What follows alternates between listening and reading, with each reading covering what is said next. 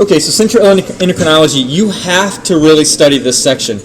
You can just try and memorize everything, and you're going to be in a world of memorization and a world of hate, right?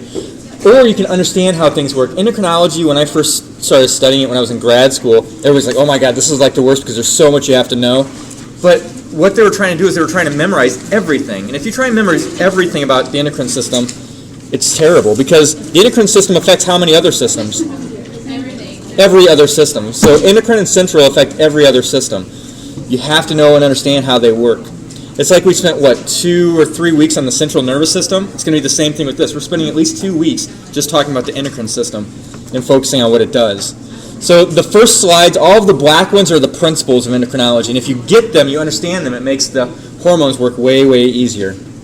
So first you need to know the difference between the nervous and the endocrine. Of course, we already know this because we talked about the first day of class, but what's special about the nervous that's different from the endocrine? It's electrical, it's direct and specific, and it's faster. Those are the big things. It's very well organized and it's very specific. If you want to twitch your finger, you have a wire, a neuron, going all the way down to that finger to twitch it. You turn it on quickly, you turn it off quickly. The endocrine system, how do you send a signal through your body with the endocrine system? A hormone. You just dump it in the blood, so if it's coming from the brain, it's dumped in the blood. It goes all the way down through all the circulatory system until it gets to its target. It takes time. It may take, 10 seconds, 30 seconds, a couple minutes, potentially years for it to actually kick in and start working. Where the nervous system's immediately on and immediately off. Oops. Probably the best analogy I always think about is if you're driving to school. Did I tell you this the first day of class? Driving to school and somebody starts to cut you off. When you see that person coming towards you, it's your nervous system that kicks in. You pull to the side of the road, you apply the brakes, you slow down, you wave goodbye with at least one finger, and then you calm down for a second, or you think you're calming down, but what starts happening to your heart rate? It starts going faster. You start sweating, you start getting anxious. That's the endocrine system kicking in like 30 seconds later. The nervous system got you to safety, the endocrine system's keeping you prepared or on edge in case something comes back, the threat returns. Right? And when you look at how they're organized, you have one central organ for the nervous system that branches out to everything. The endocrine organs, they're everywhere. The brain's an endocrine. What's this thing, the bow tie? Yep, thyroid. What's this thing that sits in front of the heart? Thymus. Yep. And then the kidneys, the adrenal glands. In fact, every organ in your body is an endocrine organ. Your heart, not in this picture, but what's your heart release? It's a hormone. You know it, I hope. ANP, atrial natriuretic peptide. So it's a hormone, it travels through the blood, and it affects a site somewhere distal. Right? Next big concept is the endocrine system. When you look at the structures, it's like a lock and key mechanism. The hormone is the key, the receptor is the lock, and whatever the receptor sits on, like the doorway, that's the target. If you want a hormone to affect a target, it has to have a what on its surface? A receptor. If there's no receptor for that hormone has no use on that. Like when we talk about growth hormone, almost every cell in your body has a receptor for growth hormone. When you talk about insulin, not every cell in your body has a receptor to insulin. Insulin receptors are high density on the liver and the muscle, but not in the brain. You don't have insulin receptors in the brain. So what's that tell you about insulin in the brain? Insulin has a direct effect or no direct effect on the brain. If there's not a receptor in the brain, what's it tell you? There's no direct. It has an indirect effect, right? It'll affect other organs that release sugar that affect the brain, but there's no direct effect on the brain by insulin. It has to have a receptor, and if it has a receptor, it's called the target organ. Another thing about the key is the key only fits certain receptors. It's just like your car key. If you own a Ford, your car key doesn't open every Ford door. It only opens a specific door, or trunk, or ignition, just on your car. It's specific. So here's an example when you're looking at electrical signals. The neuron releases, what's this little thing called? This release from the end of a neuron? A neurotransmitter, right? So a neurotransmitter can go to something and affect it. If a neurotransmitter gets dumped in the blood, though, guess what it's called now? It's a hormone. In fact, it's a neurohormone. Can you think of one neurotransmitter that would be dumped into the blood and become a neurohormone? I actually gave you an example. When you're getting run off the road, what do you get a rush of? Adrenaline, right? Epinephrine, norepinephrine. Those are neurotransmitters, but when they get dumped in the blood, they're actually neurohormones. Okay? A regular hormone, here of a cell, whatever the secreting cell is, it's an endocrine cell. It dumps this chemical into the interstitial fluid that goes to the blood. The ideal target of a hormone is to get into the blood and then find its target cell. So it goes traveling all over the body. It finds a receptor here. There's no receptor on this cell, so what do you know about this cell? It's not affected by that hormone. Has to have a receptor. Type 2 diabetes, there could be a problem with the receptor here. If the receptors on this person's liver aren't receptive to insulin, what do you know? Does their liver respond to insulin anymore? No. So what do you know so far? Which is a true statement about the endocrine system?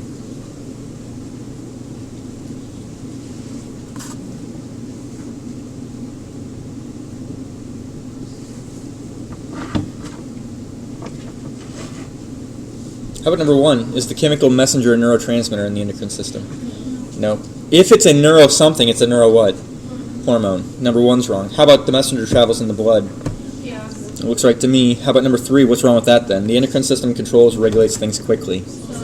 Slowly. And then the endocrine system's anatomically well organized or anatomically organized. It's scattered. It's all over the place.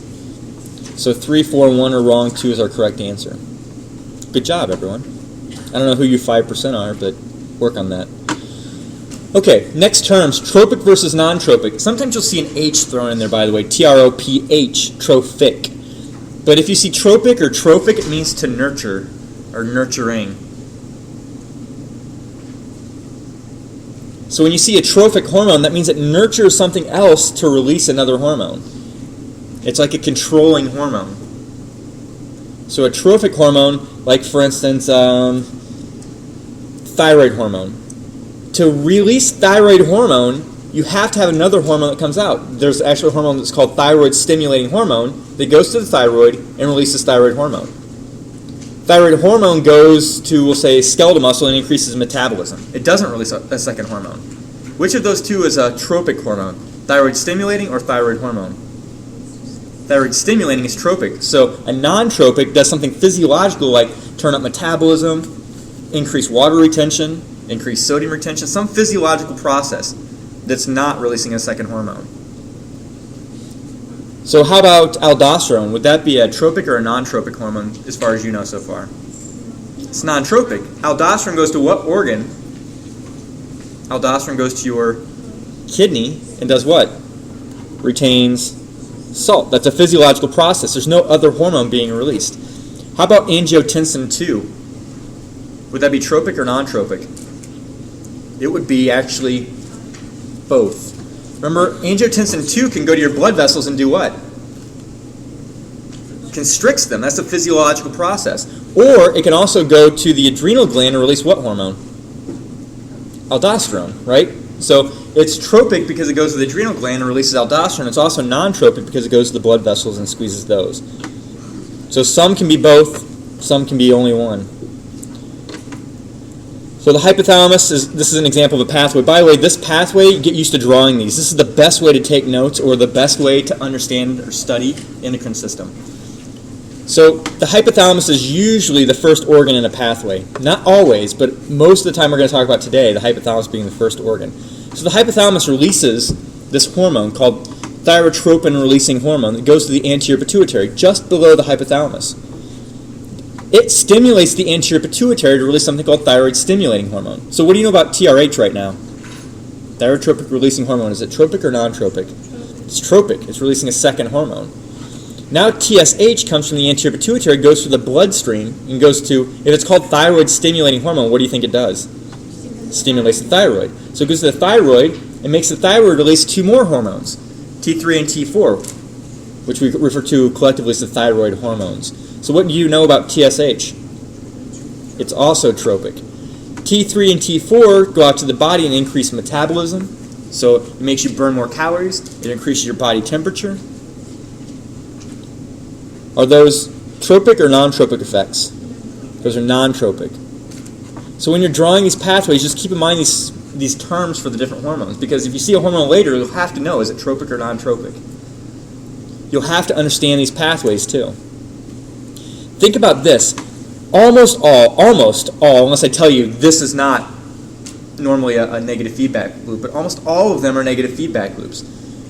When they're a positive or an exception to the rule, I'll point out the exceptions to the rule. So you can always count on, if the final effect of this pathway is to turn up metabolism and to turn up body temperature, what are two things that would stimulate this pathway to turn on? If the final effect is to increase body temperature and increase metabolism, low body temperature and low metabolism. It's a negative feedback loop. Low body temperature, low metabolism turns on this loop.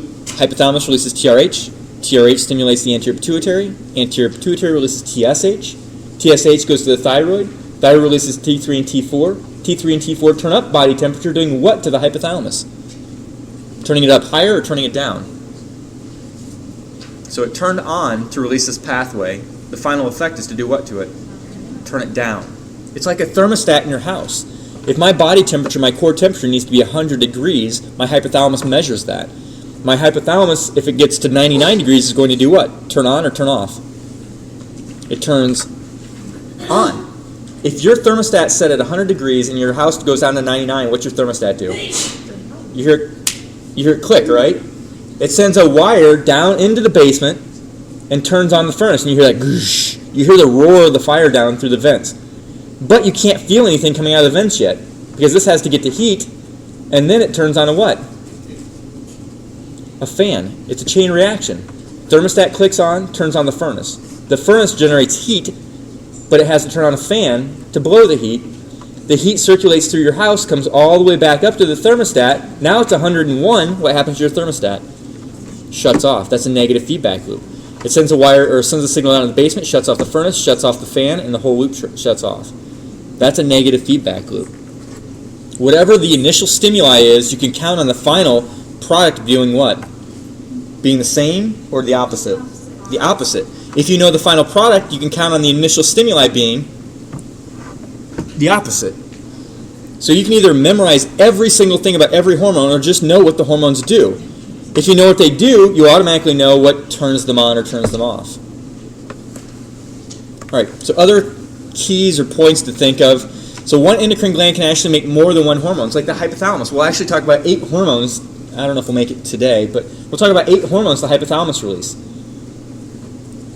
We'll talk about the pituitary gland. We'll talk about 6 hormones that the anterior pituitary releases and 2 hormones that the posterior pituitary releases. We'll talk about the pancreas. What's one hormone you know about the pancreas? Insulin. And then we'll talk about insulin's counterpart, glucagon. Insulin does what to your blood sugar? Lowers it. Guess what glucagon does? Raises it. Which is another interesting thing about hormones is usually if there's one thing that turns a path on, there's another one that turns it off. Not always, but usually. Like if you have a hormone in your body that raises calcium levels, it's called parathyroid hormone. You have another one that's going to do what to calcium levels? Lower it, called calcitonin. We'll talk about those too. All right, so one gland can make more than one hormone. One hormone can be made by more than one gland. In fact, remember that somatostatin stuff that does what? Stops everything. We talked about it being made in the stomach. We talked about it being made in the pancreas. And now we're going to talk about it being made in the hypothalamus. It's the same hormone, the exact same chemical structure, but made in 3 different areas. So one hormone made by more than one gland. One hormone can have more than one target tissue and more than one type of effect. Like, for instance, we'll talk about, actually, angiotensin 2 is a really good example. It has more than one target tissue. It goes to blood vessels and constricts. It goes to the hypothalamus, makes you thirsty. It goes to the hypothalamus, releases ADH. It goes to the adrenal gland, releases aldosterone. It had lots of effects on lots of different organs. One hormone can have more than one target tissue and more than one type of effect. In fact, you'll see some hormones like epinephrine, that in some areas epinephrine increases activity, in others it turns it down. What does epinephrine do to your GI tract? Slows it down. What's it do to your heart? Speeds it up. So they can have totally different target cells with different effects. Right. One target tissue may be influenced by more than one hormone. When you see pictures of cells in your body like this, back here, a lot of times they'll draw the cell and have 1 or 2 receptors on it, but in reality this cell has thousands or potentially hundreds of thousands of receptors on it for lots of different things. Like your kidney, just the distal and collecting tubule, we already know it has receptors for ADH, has receptors for aldosterone, has receptors for ANP, has lots of different receptors on it. The same cells, just different receptors. Oops. So one cell can be affected by more than one hormone. And then the same chemical messenger can be either a hormone or a neurotransmitter. What hormone have I talked about several times already? Epinephrine. Yeah, serotonin's another one. We were just talking in pathophysiology about serotonin. Where's most of the serotonin in your body? That's what everybody thinks, in the brain. Over 80% of your serotonin is actually in your GI tract. Very little of it's in your brain. So if you take a drug that affects serotonin to help with moods, what other organs is it going to have a dramatic effect on? Your GI tract. So if you go on to an SSRI that affects serotonin, it affects your GI tract in not a nice way. Okay, so some organs have an exclusive endocrine function where others have both endocrine and non-endocrine functions. Heart would be an example. Is the heart an endocrine or a dual? It's dual. Its main function is to pump blood, but it also releases hormones, so it also has endocrine properties. Some are totally exclusive. Here are the ones that are exclusive. Remember, all the organs have endocrine properties. Even your cells in your skin have endocrine properties. Right? What hormone does your skin release when it's exposed to sun? Vitamin D. Yeah, we call it vitamin D. It's actually a hormone, though. So the skin is an endocrine gland. The exclusive ones, since there are only 4 exclusive ones, those are the ones you want to memorize, and just know that the rest are dual. Thyroid's only purpose is to release thyroid hormone.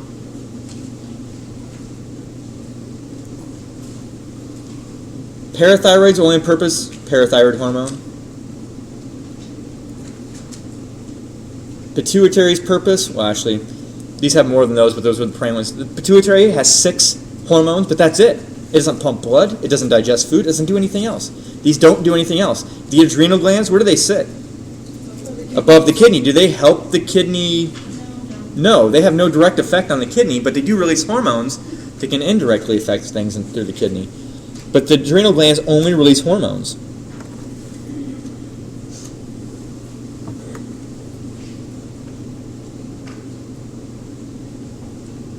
So what about, well, here's just a list. You can see the different ones. The pineal gland is still kind of a mystery. We don't exactly know all of its functions. What's funny is that, does anybody here know who Rene Descartes is? Nobody? Everybody's heard the term, I think, therefore I am? That was the guy. He thought that this was where the human soul, was connected to the body. So he had no clue what it was for. So if you destroyed your pineal gland, you lost your soul. He didn't think so good. All right, so which one of the following is not exclusive? Hypothalamus. Right. Hypothalamus, we're going to talk about all these different hormones it releases, but what else does the hypothalamus do besides release hormones? Freezing, feeding, fighting, and fornicating. Uses some hormones to regulate those things, but it also has like sympathetic and parasympathetic influences. Helps regulate temperature outside of hormones. So it has a lot of purposes. Nice job. I don't know why this one stuck from one of the prior semesters when they answered it. It stuck. Okay, so overall function of the endocrine system. Just like every system we get into, you have this one slide that tells you all the major purposes. So the first one, regulating organic metabolism, water balance, and electrolytes. You already know that. Aldosterone, AMP regulating sodium. What else does aldosterone regulate that's an ion or electrolyte? Got to know this. Potassium. It affects potassium because it turns on a what kind of pump? Sodium-potassium pump. So it tells you it regulates both. Organic metabolism, like helping you burn calories, helping you build things like proteins, build muscle, build fat. Number 2, induce adaptive changes to help the body cope with stress.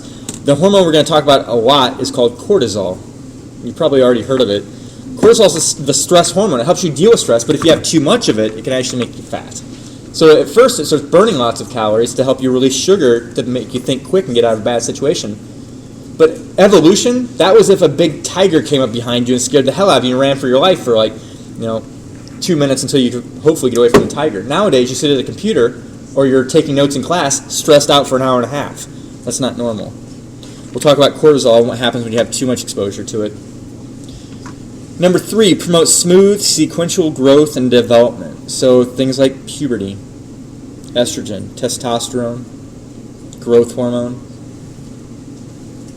What happens if you have way too much growth hormone early in life? You become a what? giant. You become ginormous. Right. If you don't have enough growth hormone, what's it do? You become, dwarf.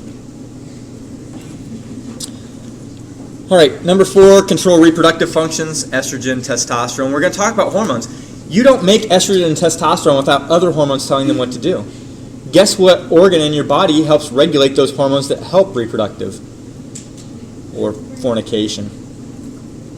The hypothalamus. The hypothalamus will release hormones that send a signal to another gland, the pituitary, to release more hormones. They go down to the testis or the ovary and release reproductive stuff. So control reproductive function. Number 5, regulating red blood cell production. What hormone is that? Erythropoietin. Where's it made? Made in the kidney, right. It goes to the bone marrow to work. So some of these you've already seen. Some of these pathways you've actually already seen too. And number 6, along with the autonomic nervous system, controls and integrates circulation, digestion, and absorption. But you already knew that. Things like epinephrine. When it's released from, what gland would release epinephrine? What? Adrenal, yeah, think adrenaline. So the adrenal gland. So here are the big picture that we're looking at. Okay, next, classes. You have to know. Every time you see a hormone, you should be able to put it in one of these classes. Because if you know the class it falls into, you can know its properties. Instead of remembering every single hormone and every single property about it, if you categorize it, you know in general what it does. Again, be lazy in your thinking. I'm not saying that in a negative way. I'm saying just try not to overthink things. If I tell you that epinephrine is a peptide hormone, then you should automatically know the properties of epinephrine. If I tell you that, I'm trying to think of another good one. Gosh, I just can't think of another really good example. If I tell you that thyroid stimulating hormone is a peptide hormone, would you say it's a lot like or very different from epinephrine? It's a lot like. The way they work is almost identical. It's just their final outcome is a little bit different. So if I tell you that estrogen is a steroid, is it going to act very much like epinephrine? Not at all. They're going to be very different in the way they act. So the major 3 groups are the peptide proteins, the amines, and the steroids. The peptide proteins are long chains of peptides and proteins. Do they like water or not like water? You already know this, I hope. Does protein like water? When we talked about the plasma, what's most of the plasma? Water. And then one of the major groups of things that float easily through that water are proteins. Proteins love water. So if it's a protein hormone, will it circulate through your blood easily? If your blood's mostly water, will a water-loving substance move easily through the water? Absolutely. So do you think these hormones will work fast or slow? Will they get to their target fast or slow? Fast. When you look at something like a steroid that's made out of cholesterol, does cholesterol love water? It's a lipid. Do you think this is going to travel fast through your blood or slow? Slower. So you can see some of the properties. If I tell you it's a steroid hormone, are you going to see a fast effect from it? Think about prednisone. Prednisone is an artificial form of cortisol that we were talking about before. When you rub prednisone on a rash, do you watch it disappear? It takes like a day or two for it to go away. Where would you guess that is? Peptide or steroid? It's a steroid. It's a lipid. It seeps into your skin and it takes time to work. If I give you a shot of an EpiPen, stab it into your leg, does it take like an hour? No. Within seconds you feel it. Would that be a water-loving or a fat-loving chemical? It's water-loving. It gets into your bloodstream and goes all over your body fast. You feel rapid effects. So, like I said, when you look at the hormones, if it's estrogen or testosterone or aldosterone, they're all steroids. Are they all going to work quickly or slowly? They're all going to work slowly. They're all made out of the same things. Look at the big picture. Don't try and memorize every detail about every hormone. All right, so let's go through these. Peptide proteins, they're made out of amino acids, which you have to know. You already knew that, right?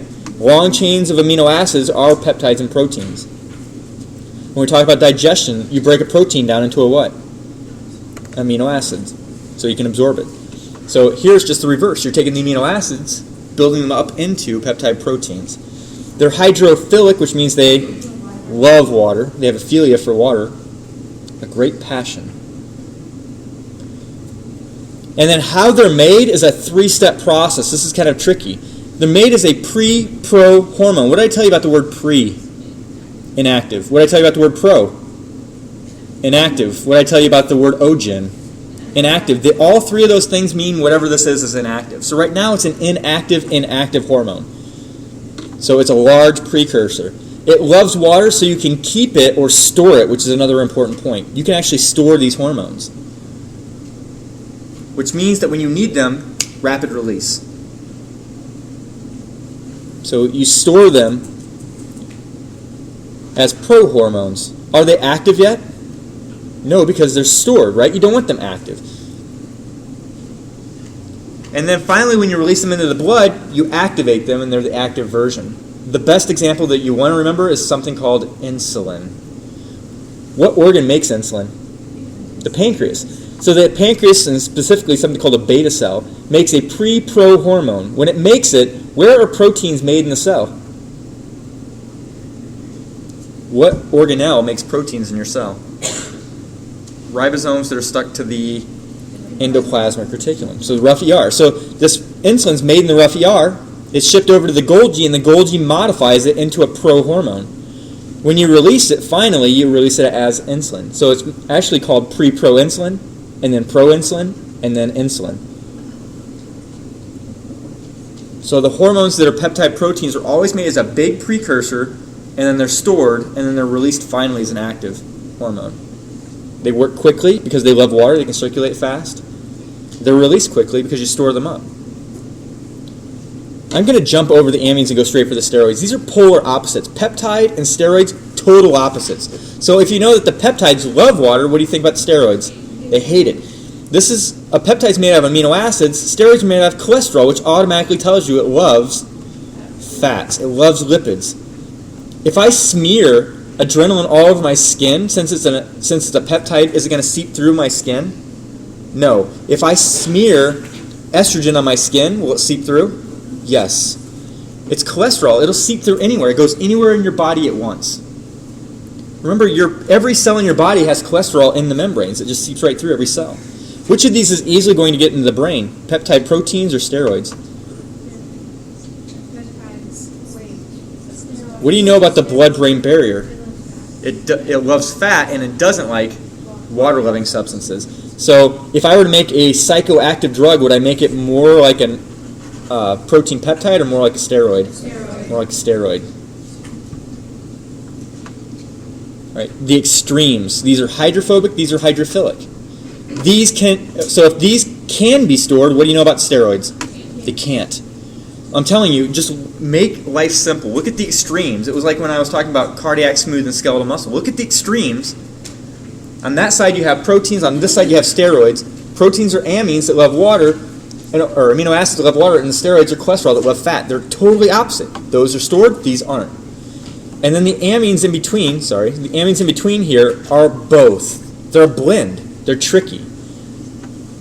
So you have two types of amines, but both types of amines come from the same precursor, and it's one specific amino acid. So don't get it confused with up here. Peptides and proteins are chains of amino acids, where amines are one specific amine. It's called tyrosine. Which is interesting because tyrosine comes from something called phenylalanine. So who might have a problem making that? Phenylketonureacs, right? You have a process or a problem turning phenylalanine into anything. All right, so amines are made from tyrosine, and there are two groups. And the two groups actually share characteristics with either the peptide or the steroid. When you look at the thyroid hormones, what are they more like? Are they more like the peptide or the steroids? Look at what they are. They're more like a steroid. Right? They're hydrophobic. Do they travel easily through your blood?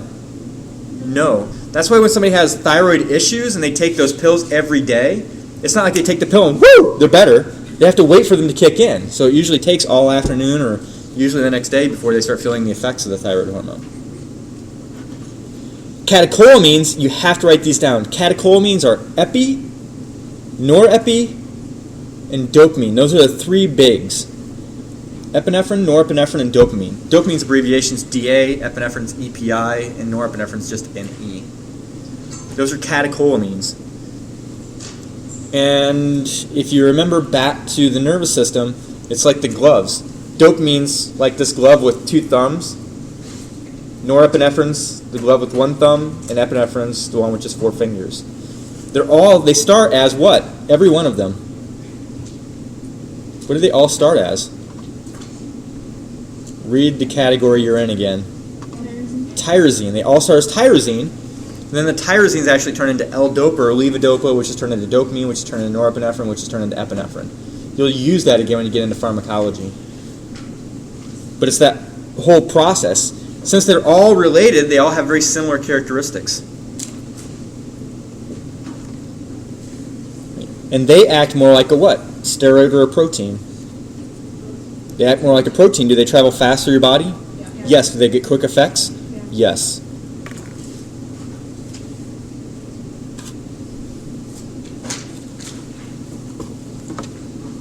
Okay, so I always forget to make this big again. So I put this picture in here. This is actually insulin. When insulin's originally made, it's pre-proinsulin, this long curled up structure. When you store it as proinsulin, so you just cleave the end off and still store it like this. But when it's activated, they cut this long strand off, and now you have the active insulin when it's released. And then here's the process. Not the best drawing ever, but you can see it's made in the rough endoplasmic reticulum. It's shipped to the Golgi, and it's packaged as proinsulin. And then eventually when you're ready to release it, when what's in your body, when what enters your bloodstream, would you release insulin? Glucose. Yep. So when you have glucose, then it's released as insulin, and then it goes to its target cells, like the liver and the skeletal muscle, and starts making you suck insulin into those cells. We'll talk about that in better detail later. And then this is what you have to memorize. I love it because when I first started teaching, people were like, oh, he expects us to know everything that he knows. Whatever. We had to learn this crap. This is how insulin works. Insulin finds the liver cell, binds to it here at a receptor. Inside, look at all these things happening. It's like a huge chain of dominoes, tick, tick, tick, tick, tick, tick, tick, tick, tick, all over the place. Final effect is that this chain comes over here and puts a little vacuum for glucose on the other side of the cell, and it pulls glucose in. Insulin never touches glucose. But all of these chain reactions, what would happen if you knocked this one domino out of place? If you were genetically made so you didn't have that one piece? None of them work. Right, no insulin response. So if you ever go into like a graduate level program, they have you memorize this crap. I will never ever in my life use that again. This is what you'll have to know. So insulin binds here, does something in the inside with these magic arrows, and then over here it puts a pump up to pull in glucose. That's the extent of what you'll have to know. So what do you think's happening with people that have type 2 diabetes where they're called insulin resistant? They have insulin, their pancreas is working, but the receptors aren't working right. The receptors are resistant to the insulin. They don't work with the insulin. So if you turn off this piece, what do you know about this side? Doesn't work either.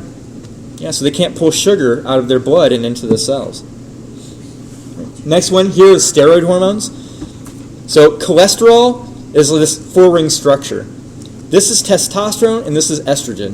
What's the difference? Don't say color. One little tiny hydrogen, the smallest atom out there, hydrogen. That's what separates you from being masculine and feminine. Not much. In fact, here's cholesterol. You can tweak cholesterol in lots of ways. You eat cholesterol, you can turn it into progesterone. So, same chemical in birth control pills. Progesterone, you can turn progesterone into aldosterone, which we all use. You can take progesterone and tweak it into cortisol, which is the stress hormone. You can take progesterone, twist it, tweak it, and turn it into DHT, which is a precursor to testosterone. You can turn progesterone into testosterone. Do women have testosterone? Yes. So you can take the testosterone or the progesterone, turn it into estrogens, and then they have the product. So you take this cholesterol and you can tweak it and bend it in all kinds of different ways to make it whatever you need it to be. So here are all the steroids we're going to talk about. We'll talk about aldosterone, cortisol, progesterone, testosterone, and estrogens. Right. So this is a little bit complex, but let's see if you can put the pieces together. If I told you that a hormone is 52 amino acids long, it loves water, it's stored in secretory cells as a pre-pro hormone, what class is it? Yep, it's a peptide hormone. That very first line should give it away. 52 amino acid long. What do you know about steroids? They're made out of cholesterol. What about the amine? One specific amino acid called tyrosine, right? So you've got a lot of information here that helped you weed through it. This is basically the bulk of what you had to know. Long chains of amino acids, they love water, they're stored as pre-pro. Nice. You 5%, I'm telling you. Kidding. All right, next, how you transport it. And I kind of already talked about this, and you should already know these concepts because when we talked about osmosis and water solubility the first weeks of class, these are the same rules. So water soluble means it dissolves in the plasma or it floats easily in the plasma. It just gets in and it swims all over the plasma. Does it travel slowly or fast? Fast. What two groups love water? Of the classes we just talked about, there are two types that love water. Peptide proteins and what other group? Catecholamines, right. One of the amines, the catecholamine amine. And then lipid soluble, for it to get through your blood, it can't free float. It's a lipid. It doesn't like water. So it has to bind to a protein. And I always think of proteins as being little life rafts. So the water-soluble ones can swim around like the kids that are fast swimmers. But the other ones are the kids that can't swim, so they have to have the little floaty device, right? The lipid solubles have to bind to a protein floaty device. And then the protein is zipping downstream, and it just takes that fat-soluble hormone with it.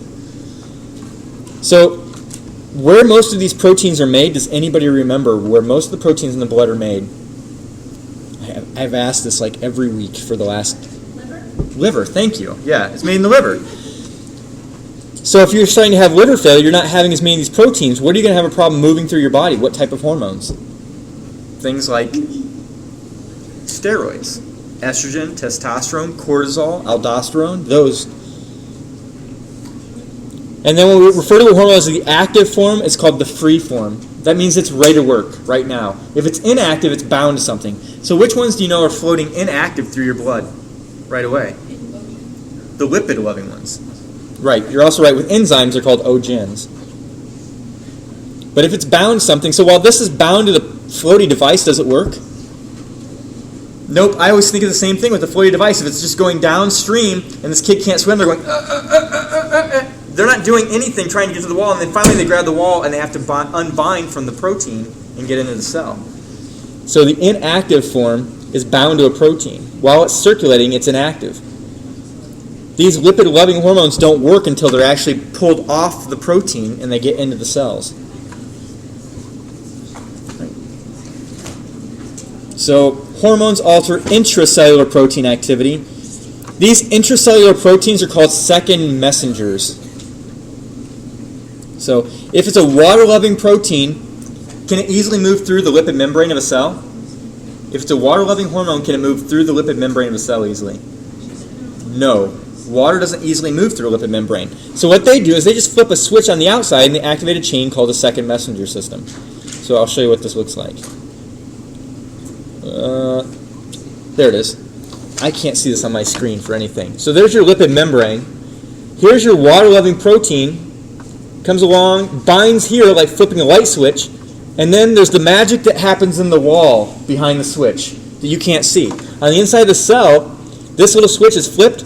It sends a little protein over here that flips another trigger, which flips a domino, which flips 2 dominoes, and then 10 dominoes, and 100 dominoes, and 1,000 dominoes, and finally has some kind of reaction. This is called a second messenger system because there are all these little messengers that have to talk to each other, one after another after another. But these are all set up. They're like dominoes. They're already prearranged. So you just flick the first one, then they all get knocked down. This is a fast process. Once this protein binds to the switch, it's like flipping a light switch. Bink!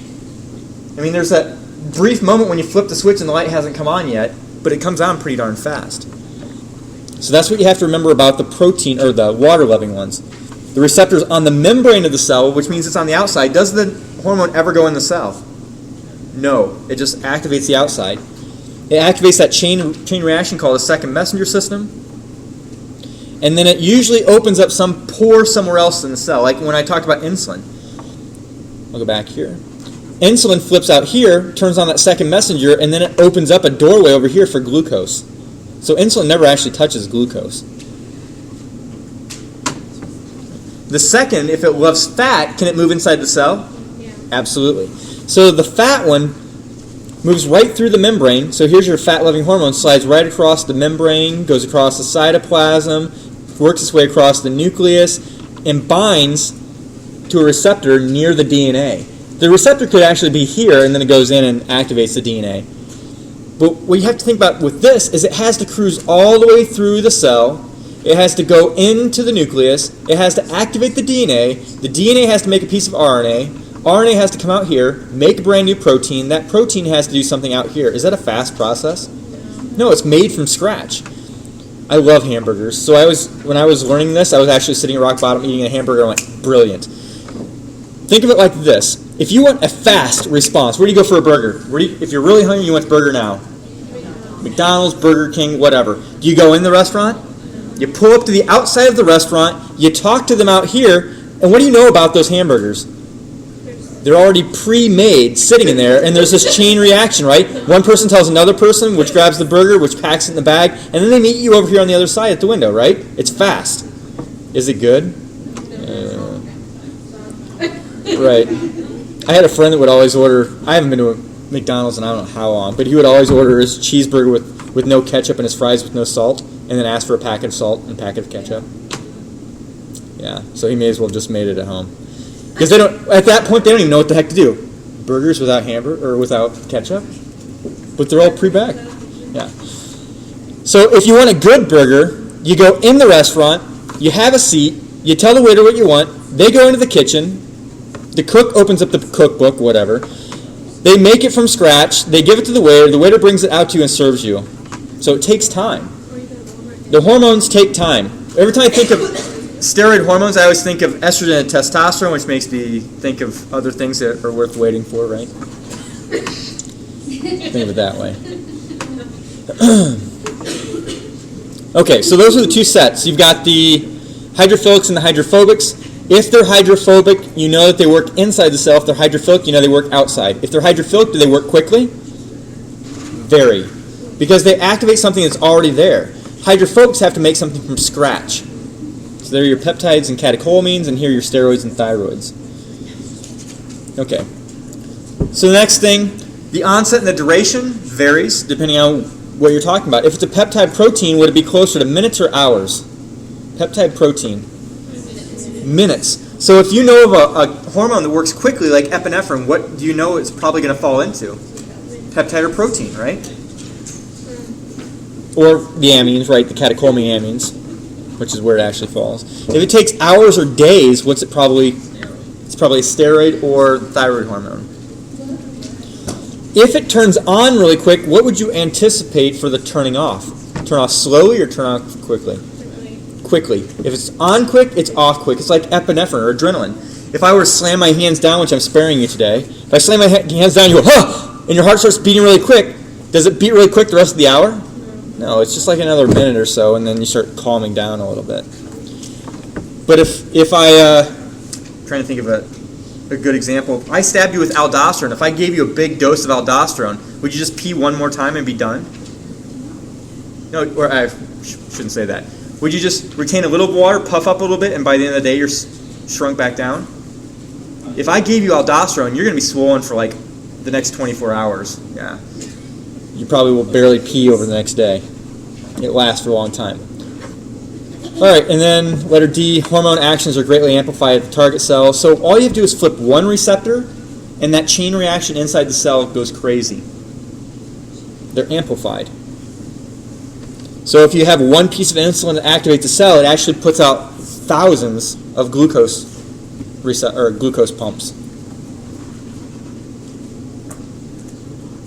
All right, so if I asked you this question, a hormone that travels in the blood bound to a protein, binds to receptors on the DNA, and is made from tyrosine, what would it be?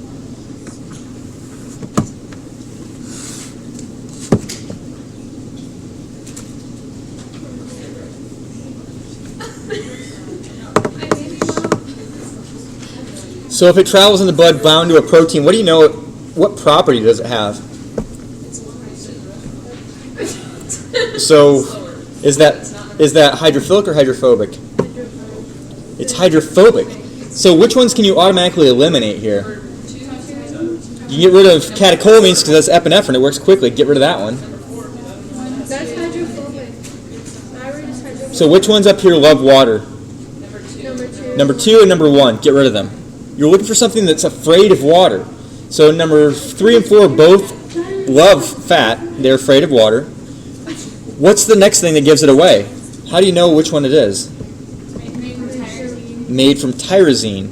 What are steroids made out of? Cholesterol. Right, thyroid and the catecholamines are the ones made out of tyrosine. So it's 2 parts to this. Just eliminate what you know is wrong. Right away, the first line tells you it loves fat, so it had to be these 2. And then the second thing says that it's made of tyrosine, which means it had to be thyroid hormone. Tough one. Why did they get that wrong? What were they looking at that made them think it was catecholamines or thyroid?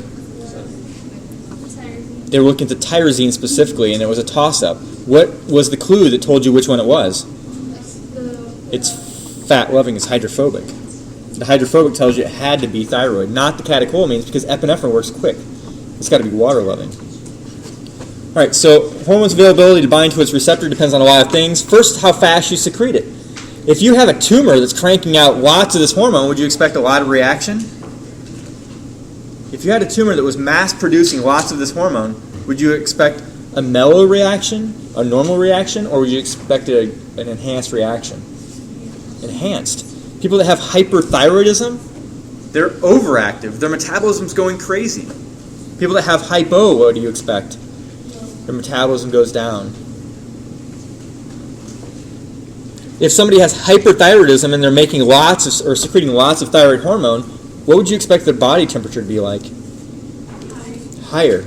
Somebody that's barely producing thyroid hormone, what would their body temperature be like? They always feel cold, right? And then B, the rate of metabolic activation. So how easy does this stuff get activated? If it takes a long time to activate, are you going to see it bind to lots of receptors? No, it takes time. Letter C, the rate of removal from the body, so how easily you excrete it. What 2 organs do you think get rid of hormones? Kidney and liver. Yep. This is another important thing to think about too. All of these concepts we're talking about with hormones, they also apply to drugs. You could just replace the word hormone with the word drug. If a drug is water-loving, does it move easily or not easily through your blood? If it loves, what did I just say? Water. If it loves water, it moves easily, yeah. I'm going to brain fart for a second. If the drug loves water, where do you think it binds? Inside of a cell or outside? Outside.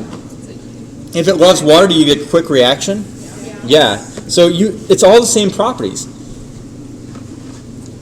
All right, and then letter D, the extent of its binding to plasma proteins will tell you how fast it's activated. If it sticks really firmly to a plasma protein, will you see a big response quickly? No, because it has to unbind to be active.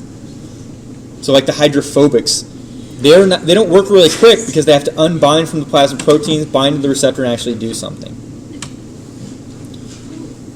And then I'll keep talking about these loops over and over and over until your ears bleed from hearing feedback loop. So a primary function of hormones to regulate homeostatic activities, and the main process are negative feedback loop. The big key with negative feedback loop, if the beginning of it turns something on, what's the final effect do? Turn that off. If the beginning turns something off, what's the final effect of this pathway? Turn it back on. How's that compared to a positive feedback loop? If a positive feedback loop, if the initial stimuli turns something on, what's the final? Turns it higher. Yeah, it turns it up higher.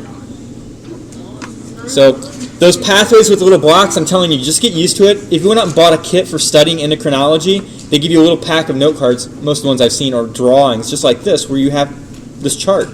Where does it start at? What's the thing that turns it on? What's the name of the hormone? Where does it go? What's it do there? Does it release another hormone? Where does it go? And if it's a negative feedback, the very final product will do what to the very beginning? Turn it back off. If something turns this on, turns on this chain, the final activity will turn it off if it's negative feedback. Right. So for instance, thyroid hormone. Let's say you have lots of thyroid, let's go back here. Let's say you have very little thyroid hormone. So your anterior pituitary is going to release a chemical called thyroid stimulating hormone that comes out of the thyroid and turns up thyroid hormone. But now that you have thyroid hormone, what's it going to do to the anterior pituitary? Turn it off. If the beginning of this was because you had low thyroid hormone, now you have high thyroid, what's going to happen to the anterior pituitary? turns it back off. The next type is a positive feedback. We already talked about that. Whatever the initial stimuli is, the final response turns that higher. Or enhances it, I guess is the better word. Right, here are some that we're going to talk about. These are also exceptions to the rule. In general, you can always think some kind of a negative feedback. But a neuroendocrine reflex means the nervous system is controlling the endocrine system. A good example would be under stress, where your hypothalamus will send a signal to your adrenal gland and tell it to release what? I scare the hell out of you, and you want to release what from your adrenal gland? Adrenaline, epinephrine. That helps you with stress. Cortisol is another hormone. We'll talk about a different. Cortisol is actually, it's regulated from the hypothalamus and the anterior pituitary, then eventually the adrenal gland. But it's another stress hormone too. And then diurnal or circadian rhythms. These are day-night or 24 hours. They actually mean two different things. Diurnal is day-night. Circadian means 24 hours. Who might have this screwed up? Third shift workers, right? And then stages of sleep can affect it. Like during puberty, growth hormones affected by sleep. When you go to sleep, growth hormone will start coming out. So if you're not getting much sleep while you're in puberty, what's going to happen to your growth? It won't develop the same, right? Seasonal variation, like seasonal affective disorder, actually revolves around a chemical, well, a couple chemicals, serotonin and something called melatonin. Exposure to the sun, weather, climate. They think magnetic pull of parts of the earth. So seasonal variations affect all of those things. And then stages of development, kind of already talked about that, puberty, different hormones affect it, and then functions of time. Like melatonin will be one of those that we talk about with time. So these are kind of the exceptions to the norm. The one you're going to see the most, is right there, negative feed. Okay, so here's an example with cortisol. This is kind of interesting. So here you have noon and midnight, the N and the M. So look at your cortisol levels. When you wake up in the morning in the daylight, your cortisol is really high right around breakfast time. And then all day what's happening to your cortisol? Dropping, dropping, dropping, darkness, time for bed. So right before you go to bed, your cortisol levels are low. Where's the best time to deal with stressful events? Right before you sleep when your cortisol is low, or right when you get up when your cortisol is high? Right when you get up.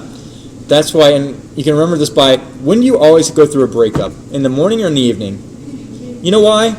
Because if the damn bastard or the chick would listen to you and say, I'm not in the mood to talk about it now, and they wait until the morning, you could actually have a logical conversation. But what do? They stress you out, and you're like, my cortisol levels are low, see ya. It's extremely true, right? You ever broken up over breakfast? Doesn't happen. That's why breakfast is so awesome. I was sleeping on this last night, Chuck, and I think it's not going to work. Who does that? Okay. And then neuroendocrine regulated by cortisol. So here's the neuroendocrine pathway. Stress affects your brain. Your hypothalamus kind of freaks out a little bit. It releases a hormone called corticotropin-releasing hormone that goes down to the anterior pituitary, releases adrenocorticotropic hormone, which goes to the adrenal cortex, releases cortisol. Cortisol helps you deal with the stress, which actually eliminates this and makes you better. So in a way, this is kind of a negative feedback loop. You're stressed, you release hormones that help you deal with the stress is gone, the loop turns down. People that are under lots and lots of stress, at first they actually start losing a little bit of weight, but if they don't deal with that stress, then cortisol backfires and makes them store fat in weird places, like their face, between their shoulder blades, straight out front in their abdomen. Anybody know that disease when you have too much cortisol? It makes you kind of cushy. It's called Cushing's, right? Because you're cushy in the front here, you're cushy behind your shoulder blades, and your face is real cushy looking. Huh? Because of cortisol? Or because you're just stressed out and you can't deal with the stress, so you feel like chocolate cake's the answer? Yeah, I don't know. They tell you not to eat before you go to bed because you're going to have to digest that food for a long time. You actually can't release the other hormones you're needing while you're digesting food. Okay, so hormone metabolism. In other words, how you process and break down. We already talked a little bit about processing and how it's made, like protein peptide hormones. They're pre-pro to a pro and then finally released. But when you're using these, you can actually destroy them or catabolize them at the tissue. Like insulin is a good example. Insulin goes to its target tissue. It goes into the receptor. The receptor is actually pulled inside the cell and destroyed by a lysosome. It's broken apart. So how many times do you get to use that insulin particle? Once. And that's a good thing, because if insulin just turned on a cell and went to the next and the next and the next, it would suck all the sugar out of your blood, and what would happen to you? You'd die, right. Your blood sugar would drop so low that you drop into a coma and die. So some hormones are destroyed by the target cell. Right? The liver is the most common place for metabolic inactivation, and by the way, guess what the most common organ that inactivates drugs would be? The liver. It's the same idea. When you understand the principles for hormones, drugs work in the same way that hormones do. They look for receptors, they affect receptors, and they do the same thing. Every drug out there has to bind to a receptor in your body, or it doesn't work. It's worthless. All right, B, we already talked about B. And then some hormones are metabolized by the kidneys, the blood, or target cells. Letter C, hydrophilic hormones are more easily inactivated. And the way you remember this is that are hydrophilics going to move faster through your system or slower? Faster. So are they going to make more trips through the liver or less trips through the liver?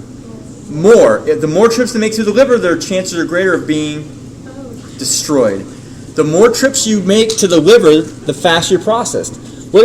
How about if it's water-loving? What other organ could it clear this faster if it's water-loving? The kidney. So the more water-loving it is, the faster it's destroyed. The easier it circulates, the faster it gets to those organs that are going to destroy it. So hydrophobic hormones are not as quickly activated.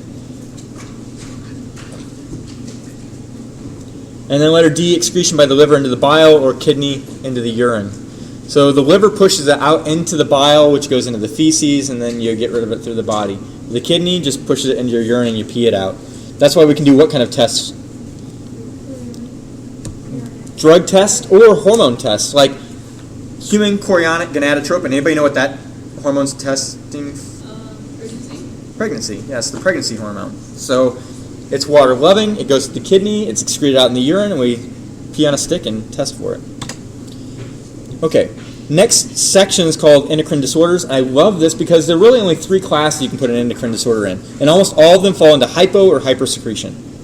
Almost all of them are hypo or hypersecretion.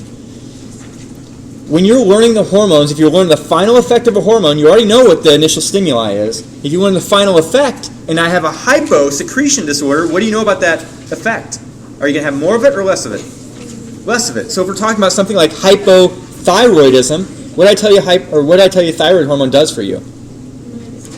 Thyroid maintains your metabolism. It helps you increase metabolism and body temperature. If you have hypothyroidism, what could you predict would be an outcome? Low metabolism, which means you're going to do what? Gain weight.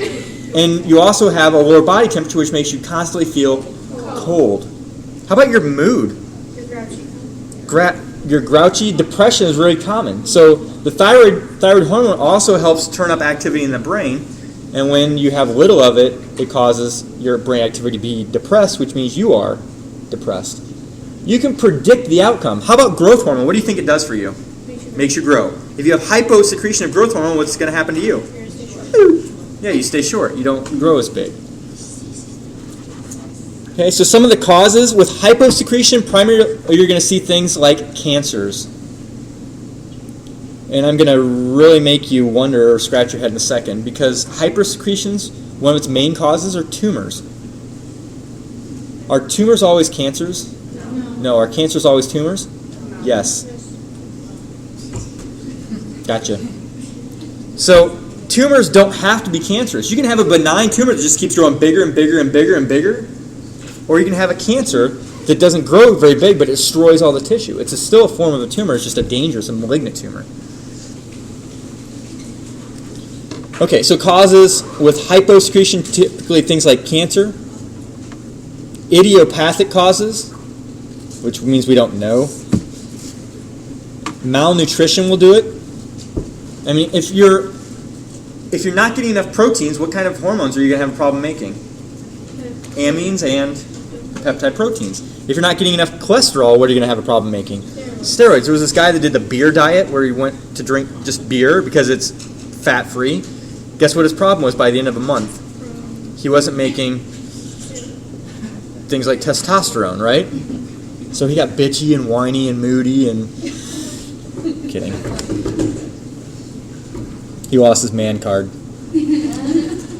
Okay, so anyway, back to hyposecretion causes, again, with cancer, it can be malnutrition, diet.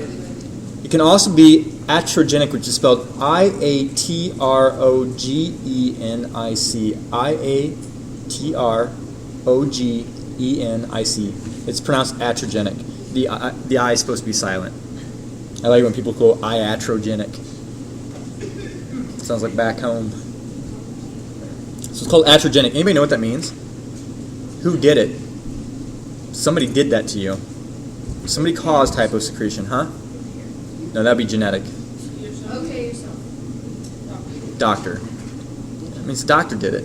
If you go in, why would the doctor do that? You can't sue them for malpractice in this situation. They caused hyposecretion. What could they have been doing for you? Treating you. They were saving your life. If you had a cancer, like if you had thyroid cancer, do you want to leave that there?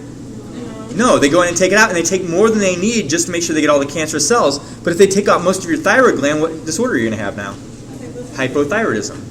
So it was iatrogenic. It was caused by the doctor while they were trying to save your life or do something beneficial for you. So those are some of the causes. Genetic, I forgot to mention, but thanks for bringing it up.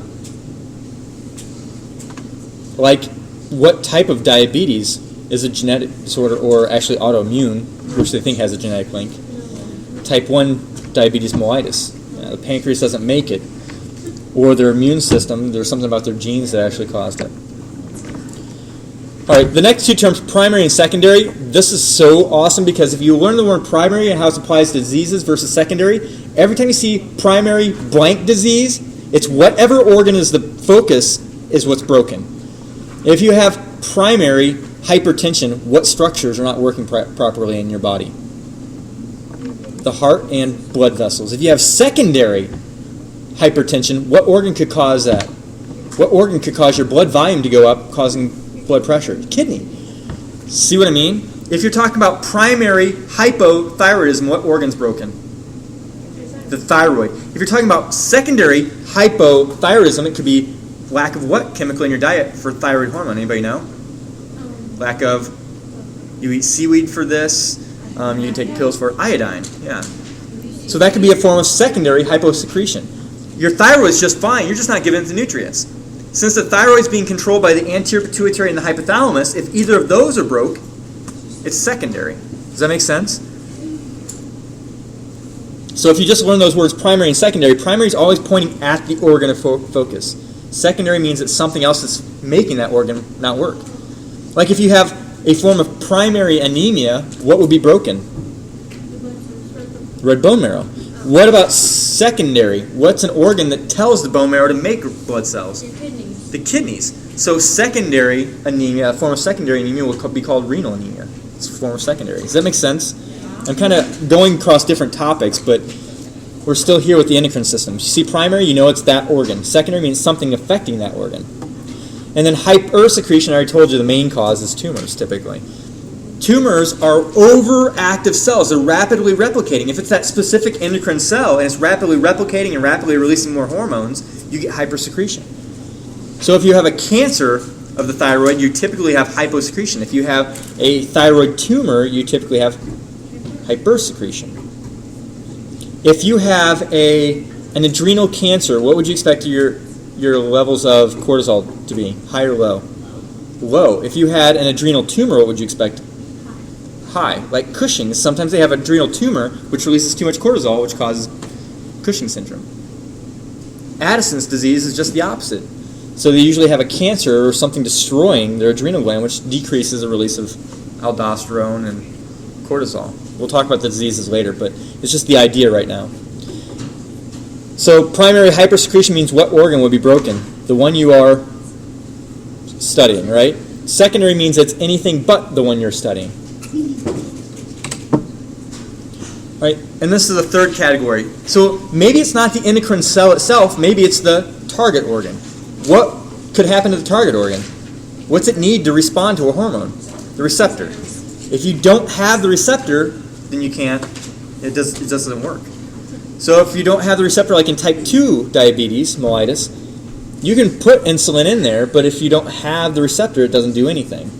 So what they usually try and do is they give you more insulin than you need to try and activate the few receptors you do have. It's a numbers game. Number 2, target tissue lacks an essential enzyme, so something on the inside of it. Those second messengers, what if you're missing one domino? What happens to the whole chain? It's done. You can have the receptor getting flipped off and on all day long, but it would be like me cutting the wire above the switch here. I could flip the switch off and on, but nothing happens because the inside wiring's gone. So those are 2 ways that the target cell can be broken. And the last one is because of down or up regulation. Down regulation means that the target cell puts fewer receptors on the surface. There's nothing wrong with the receptors, it just chooses to put fewer up there. Caffeine's like the best example. I was my own guinea pig for this in undergrad. So right around test times, I would drink coffee like you wouldn't believe. I would go to Perkins and drink pitcher after pitcher after pitcher. Yeah. It was in Ames, and that was the only place that was really open at 3 o'clock in the morning that I could study. I could study at the bars, but I always got the wrong effect. You know, if you drink at the bar when you're studying, you're supposed to drink before the tests, so that never paid off for me. Anyway, so with coffee, if you drink too much of it, the cells, they're getting abused. If you keep abusing the cells, they're going to go, screw you, and they're going to pop less receptors. It's like somebody ringing your doorbell over and over and over and over again. What do you eventually do? Yell at them. Turn the doorbell off, right? They can keep pushing and pushing. It doesn't bother you anymore. That's what the cell does. If you're over-abusing, think of diabetes type 2. If you're eating a crappy diet, what are you releasing way too much of? You're eating high-sugar diets. You're eating, meals that have lots of high-sugar carbs in it. What hormone are you releasing constantly? Insulin. What are the cells going to start doing if you're releasing insulin all the time? They're like, man, back off on the insulin. So they just pull off the receptors. Then your body stops responding to it the same. After that week of drinking coffee mug after coffee mug after coffee mug, what happened to my body? I downregulated. I didn't respond to coffee the same. So the weekend after, like midterms or whatever, I would just cold turkey off of coffee. Then how did my cells start reacting? They're like, well, we kind of liked the coffee. We kind of missed the caffeine. And then they start popping more receptors up. Then what happens when the next set of tests come and I take 1 shot of espresso? Now they're upregulated, they're sensitive, they're extremely sensitive to it, and I get an over-response.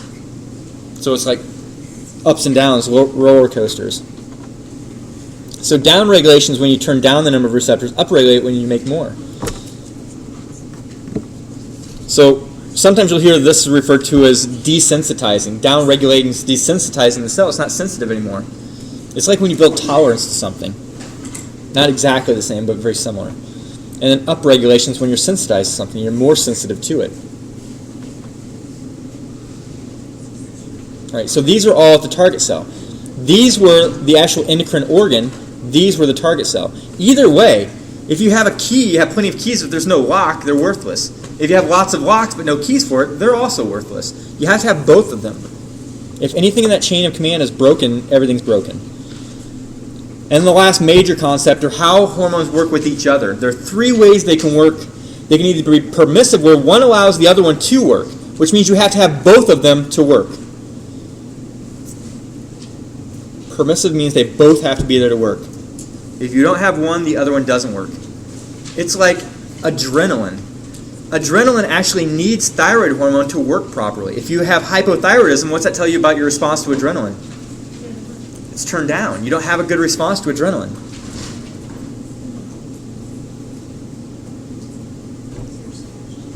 Right, so permissive means one has to be there for the other to work. Actually, thyroid hormone is the same with growth hormone. If you don't have thyroid hormone, growth hormone doesn't work. You have to have it. So if you don't have thyroid hormone, or as a child you have hypothyroidism, what 2 organs do you think are going to be affected? Well, what 2 things are going to be affected? What symptoms would you see? Well, if growth hormone doesn't work, what are you going to see? They're short in stature. And if adrenaline or epinephrine can't work on the brain, what's going to happen to their mental activity? It's turned down. They actually, kids that have hypothyroidism, they call it cretinism. They're very short in stature, and they actually are mentally retarded in development. So permissive means one has to be there for the other one to work. You don't have one of them, it doesn't work. It's like a 3-lock box, the pirate thing, where you had the 3 different keys. All 3 people had to be there at the same time to work. Synergy means that if you have synergy with something, or synergism, That means that you work well, they work well, but when you put you together, what happens? They work better. You work way better than either one independently. So it's like if I can make 10 pizzas in an hour, you can make 10 pizzas in an hour, we come together, we can make 100 pizzas in an hour. We work way better than either of us alone. Synergism. Where one hormone working with another increases. The first one that pops in my mind is actually in the production of sperm. There's a chemical called FSH that makes sperm, but it can make sperm. It does fine. It's called follicle stimulating hormone, and it makes sperm. But if you put testosterone with it, tons of sperm. There's a visual for you. I even did the explosive visual. Tons of sperm, like a geyser. Anywho, moving on. In antagonism, you learn this term in anatomy. What's it mean? One is going to do what to another? Shut it off. Yep. One shuts one off. This is interesting. Write this down because you'll have to know this. Estrogen and progesterone actually have an antagonistic effect. Usually when we talk about estrogen and progesterone, we're talking about them enhancing, both of them enhancing female characteristics. But think of it this way. Estrogen thickens the uterine womb, but so does progesterone. When progesterone comes out, it stops estrogen from working on the womb. Because when estrogen thickens the womb, it also causes contractions of the womb. So when you have high estrogen, it causes like cramping of the uterus. It makes it cramp a little bit. Why would progesterone come out all through pregnancy then? What's it doing? It's preventing estrogen from squeezing the uterus. What would happen if estrogen were squeezing the uterus while there was a baby developing in there? It could cause miscarriage, right? And we'll talk about that in 2 weeks when we talk about reproduction. So antagonism, when one shuts off another one, prevents it from working.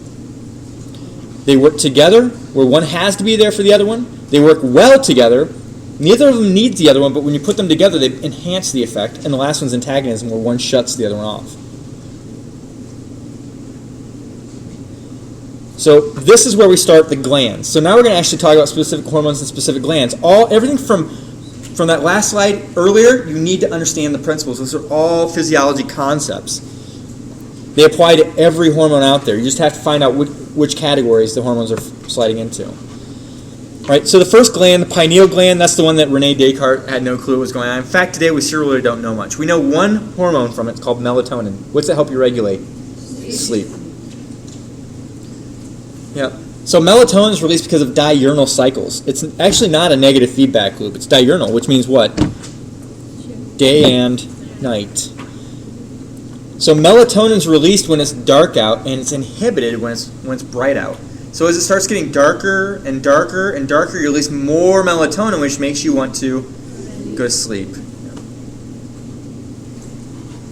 So it tries to keep your 24-hour cycles in sync with your daylight cycles. That's why in the winter, we have more what? Day or night? We have more night. How do you feel usually in the wintertime? Like sleepy all the time. You always want to sleep. You want to sleep more and more in wintertime. So melatonin. How it works, there's actually a little receptor in the suprachiasmatic nucleus. Anybody remember that from anatomy? Look at where it's at. Super means where? Above the chiasm. Where's the chiasm at? The optic chiasm. It sits right above the optic chiasm, the X, where it crosses over. So when light comes through into your eye, hits the retina, it sends a signal down the neurons to the optic chiasm. There are little receptors detecting the activity of those neurons. The more light, what's going to happen to their activity? They're higher, which sends a signal back to the pineal gland and says, don't make melatonin, there's a lot of sunlight out here. It's kind of a complex process. They call these the clock proteins for that reason. They try and help you keep the day-night cycles. So here's how it works. Light hits the retina, sends a signal back here to the suprachiasmatic nucleus. Suprachiasmatic nucleus detects that activity and inhibits the pineal gland. When there's less light, this doesn't inhibit the pineal gland, so it starts making more melatonin. It's like when you see light, it puts the brakes on the pineal gland, but when the light's gone, the brakes are relaxed, and now it starts getting active. Here are some other roles other than sleep. This is kind of cool. So it induces natural sleep, but it also helps regulate reproductive activity. They think that the more melatonin you have, the lower your reproductive ability is. So in other words, the more you sleep, the less chance you have of getting pregnant, which makes sense because if you're asleep, hopefully nothing's happening to you.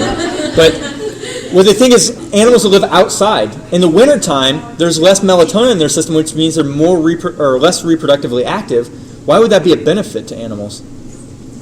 Because when it's cold outside, if they are reproducing, then the babies are going to freeze to death most likely. So they've actually studied using it as a more natural contraceptive. All right, so seasonal breeding, migration, hibernation, all those things. And then clinical trials as birth control for humans. It also works as an antioxidant, which neutralizes those nasty free radicals that make your body age faster. That's why when you get your beauty sleep, you're releasing melatonin, which actually acts as a natural antioxidant and helps slow aging. So it's funny how a lot of these things, the beauty sleep, they didn't know it was melatonin. They had no clue. But we know nowadays that's what's doing it. And then it enhances immunity, which makes sense because when you're sick, what do you want to do all the time? You want to sleep.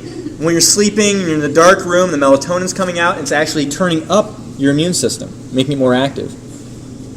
So if you feel a cold coming on, it's better just to go to bed now and hopefully turn up your immune system and not wake up with that cold, right? So the first gland, pineal gland, what's the hormone? Melatonin. And you want to remember, is it a negative feedback loop?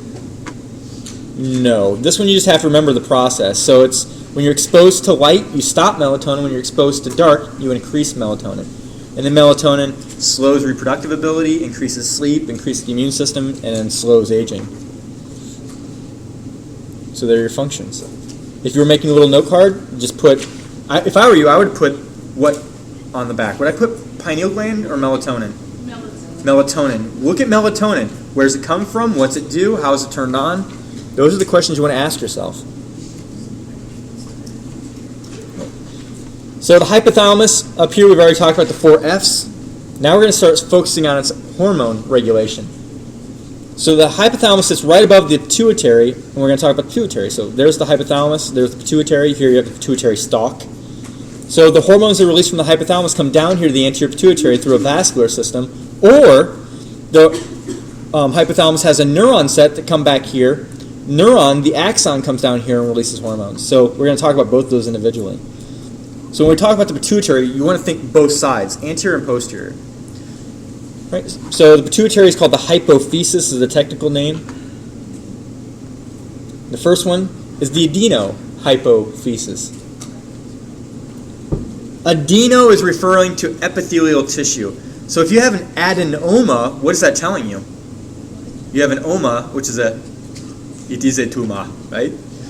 You have a tumor of the epithelial tissue. If you have an adenoma, it's epithelial tissue tumor. Specifically a gland. So an epithelial gland. So the adenohypophysis is telling you pituitary gland, but it's the side that is made of epithelial tissue. This actually grows from Rathke's pouch in the mouth. When you're developing embryologically, it grows from your mouth and grows up into your brain. And this actually is significant. It's not just an anatomy review. Because it grows as skin up and connects to your brain while you're developing. So are you going to expect a lot of neurons in that anterior pituitary? Even though it's up in the brain, are you going to expect neurons in it? No. It's actually epithelial glands. They're endocrine glands. The connection between the hypothalamus and the anterior pituitary is called the hypothalamo-hypophyseal portal system. It's telling you hypothalamus. I put the emphasis on the wrong syllable. So, anybody know that movie? Mike Myers. God, now I can't remember the name of it. Mike Myers and Gwyneth Paltrow. I can't remember it. Something about the air up there, sky up there, or something. So, hypothalamus, hypophyseal is telling you the hypothalamus to the hypophysis, which is the pituitary. And portal is talking about blood. So here it is. Hypothalamus releases its hormones into the blood, little capillary bed.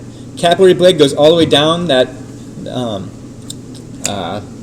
stalk. Couldn't remember the name of it. So it goes down the stalk, through the blood. It's the blood hormones here, and then it finds the target cells in the anterior pituitary. It tells the target cells to release another hormone. So what do you know about all of these hormones that are coming from the hypothalamus down to the anterior pituitary? They are, if they cause release of a second hormone, they're called tropic hormones. All of these hormones that are going to the anterior pituitary are tropic hormones. They're stored in the hypothalamus. So are they a peptide protein or are they a steroid? They have to be a. They have to be a peptide protein. Steroids are fat-loving. You can't store a fat-loving substance. So you can't store them in here, or you can store them, sorry. They're proteins. They're stored here. They're dumped out on demand. They travel down here and they activate a second gland. These second glands release a brand new hormone into the blood that travels everywhere through the body. Right. The second one, here's the posterior pituitary. They call this the neurohypophysis. Why? Because it's packed with neurons. Yep, this grows out of the brain. So this pouch down here is growing up from the mouth, the posterior pituitary is growing down, and then they just merge together and kind of curl onto each other. So this connection is by axons, not blood. The hypothalamus is stimulated, the hypothalamus sends an electrical signal down, stimulates the terminal of the neuron, and dumps these what were considered neurotransmitters at first, but now they're going into the blood, so they're called a neurohormone. So it releases neurohormones. This is the trick. All of the hormones that are released from the posterior pituitary are not made in the posterior pituitary. They're made in the hypothalamus and they're transported down and stored in the posterior pituitary. When the hypothalamus is ready to release it, it dumps it into the blood at the posterior pituitary. There are only two hormones. One's called vasopressin. Have you heard of it? ADH, vasopressin. Yep. And it's stimulated when you want to do what? Either constrict blood vessels or retain water. Yep. Antidiuretic. Retain water. It's an antidiuretic. Oxytocin, anybody ever heard of it? If you're in a hospital in the maternity ward, they call it Pitocin, right? The artificial form. But oxytocin affects the uterus and causes uterine contractions. Yeah, we'll talk about that later. So put like 10 stars by this. Put a big box around these. You have to know them. And I rearranged them a little bit from your notes. I don't think your notes go in this order, do they? FLATPG. I put them in this order because what is this thing? It's a flat pig. I want one of these flat pigs. I've been looking for them all over. I can't even find. When I got this picture, I don't even know where I found the picture now. My desk at home has all these weird things on it, and I just want a flat pig just for fun. Just for funsies. So these are the name of the hormones that are coming from the anterior pituitary, and you have to know the hormones, and you have to know what they do and why they're released. So the first one's called follicle-stimulating hormone. We abbreviate it FSH, but remember it's follicle-stimulating hormone because guess what it does? Stimulates follicles. In a woman, where are those follicles? Take a guess. We're not talking about your hair. We're talking about the ovaries. So follicle-stimulating hormone helps develop the egg and release the egg. Helps develop and release the egg. Guess what it does in a man? We have follicle-stimulating hormone too. Helps develop and release sperm. Yeah. So follicle-stimulating hormone does similar things in both men and women. I always remember FSH in a man. I put the little I in there because I always think of fish and sperm look alike, right? And then luteinizing hormone, or LH. Luteinizing hormone actually causes ovulation in women.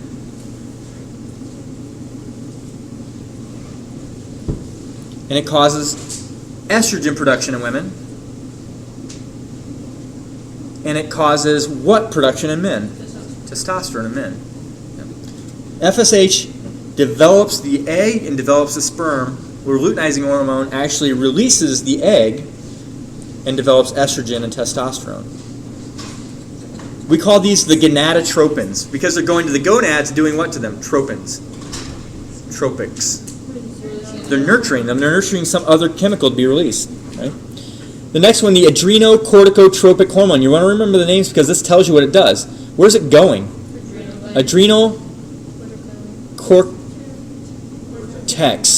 It's going to the adrenal cortex, the outer edge of the adrenal gland. And it's tropic, so it's doing what? Releasing another hormone. Yep. In fact, this one's beautiful because look at the name here. It also tells you the name of the hormone.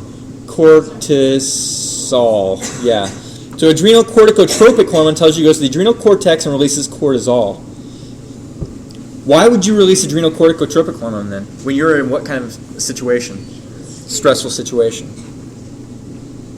Next one's thyroid stimulating hormone. Guess what it does? Right. To release what? Thyroid hormones. T3 and T4, the thyroid hormones. And then prolactin, guess what it does?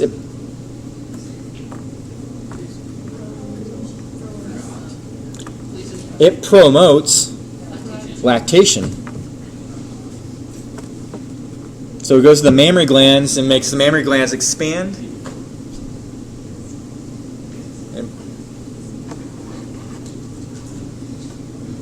And then growth hormone, I probably don't have to tell you that one. But GH, growth hormone, increases growth. Muscle growth, bone growth.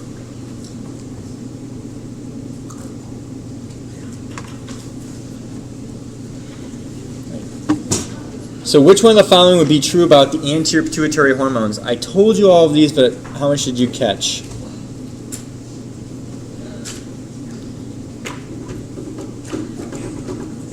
So I showed you a picture and I explained the picture.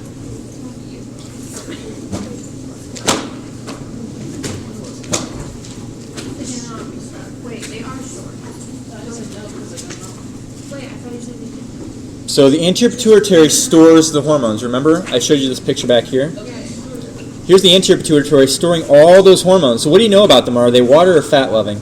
Water. They're water loving. They're formed as a what? When they're inactive, they're called a pre-pro or pro hormone. So they're a larger molecule that you clip down, right? And then you release them on demand. So keep that in mind when you're looking at this. Are they hydrophobic? Do they like or dislike water? They like water, so they're not hydrophobic. Are they made as big molecules? Pre-pro, pro, and then the hormone. Are they made as big molecules? Yes. How about, are they synthesized on demand? What did I just tell you? They're stored. Yeah. And then they cannot be stored? No, they are stored. So we know that they're made as a big molecule. And that's it. Don't forget the test is on Tuesday, and if you haven't already watched the acid, base, and temperature video, you have to watch it. All the quizzes, all the homework are all, up to this point, are all due by Tuesday. Not this one. Nothing endocrine is due by Tuesday, but everything up to the end of temperature and acid, base is due. Test is Tuesday when we get back here.